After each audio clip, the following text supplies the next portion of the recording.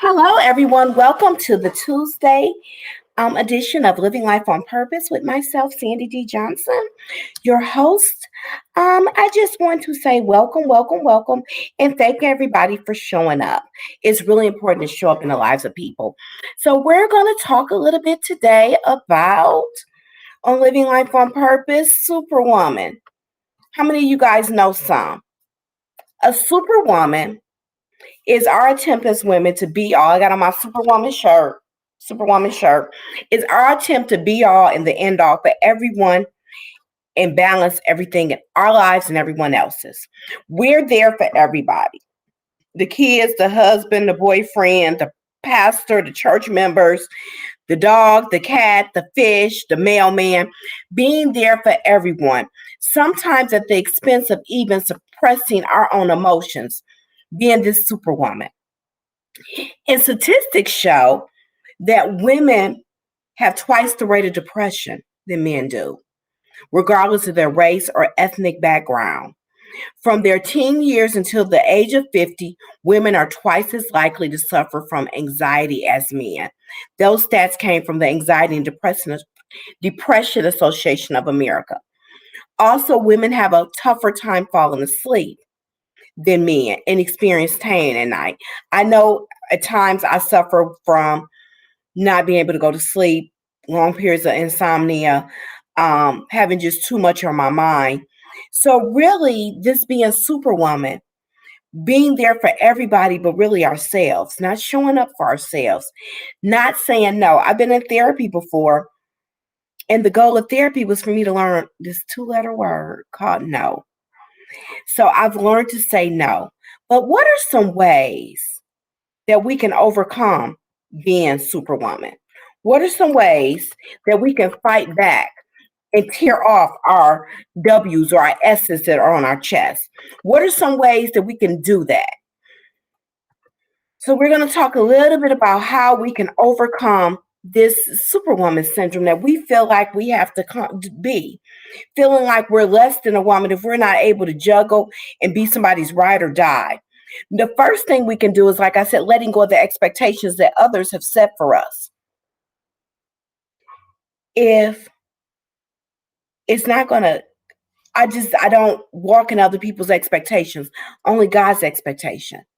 So other people will come with their emergency, and want you to fix it. We have to put boundaries on that. And I'm guilty at this too, giving yourself unrealistic expectations to get a task done.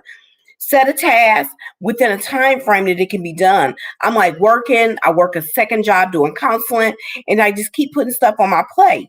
At some point, I need to dump and say, you know what, enough, I can't. And don't chain yourself to your list. We have our lists, we have all our lists, and we have this unrealistic deadline because you know what, that list, the task, if nobody's dying, sick, it's causing a detriment. It's not going to affect what you eat. And it might affect like what you expect to eat, but you can eat something else.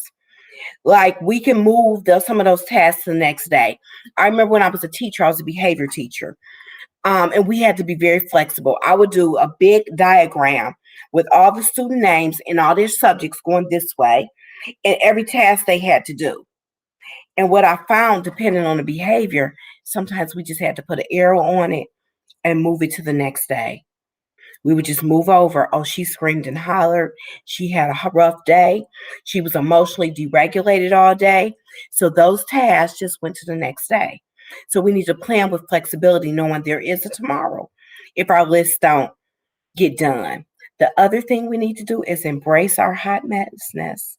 I know the areas that I'm a hot mess in, and either I choose to figure out how they fit in purpose or I get rid of them, but I don't beat myself up about them. Learning to love all of yourself. And some other things that we can do, we hear a lot now about self-care. I went to a self-care seminar the other week, and from there I was like, I'm talking about self-care, but am I really being intentional? And I wasn't. So the self-care act I did was just going to the doctor and got my knee fixed. It's better.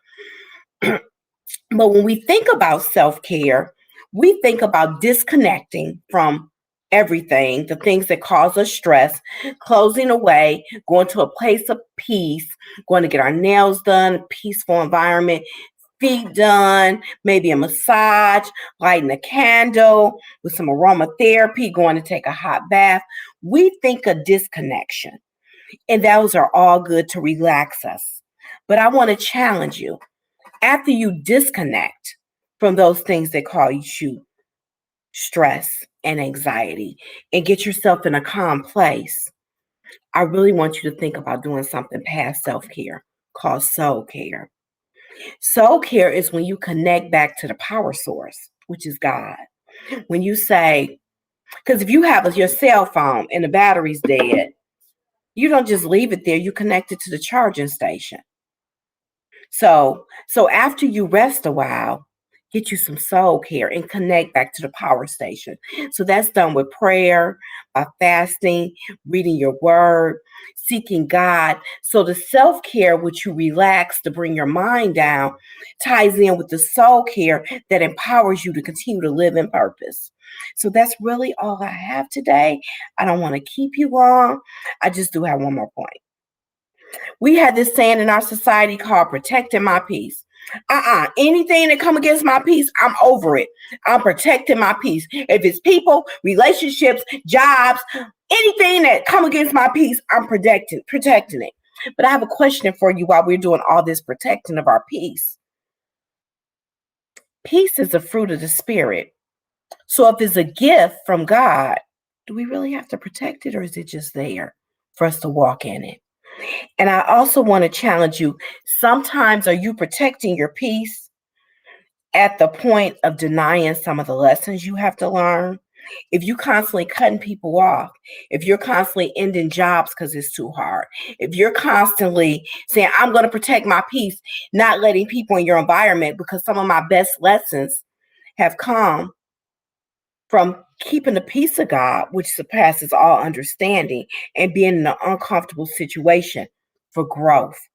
So, do you protect your peace in a healthy way? Do you protect your peace, or are you running from your purpose? That's all I have today. You guys continue to live life on purpose and have an awesome rest of your day. Oh, one more thing.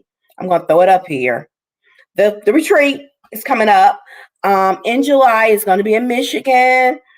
Anybody who know me know I'm a little COVID crazy, so we're going to have COVID guidelines in place. It's going to be an exciting time. Anybody's ever been to any of my events know I go above and beyond to make sure everybody's comfortable, to make sure you're getting what you get. I am confirming the speakers as we speak, and it's just going to be fun. We're going back to my place of peace. And in my place of peace, I can say I've done self-care there, but I haven't did a lot of soul care. But you know what? My grandmother, I would wake up in the morning and she would be doing soul care. She would have the curtains open, and it's a big patio window, big double glass doors. And she would just be sitting there looking out with her self-care, but she'll be praying, doing some soul care.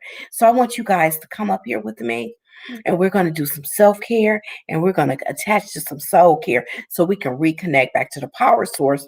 So we're retreating self-care, soul care, so we can be empowered with the power from God to go ahead and move in purpose and do the things that He has us to do.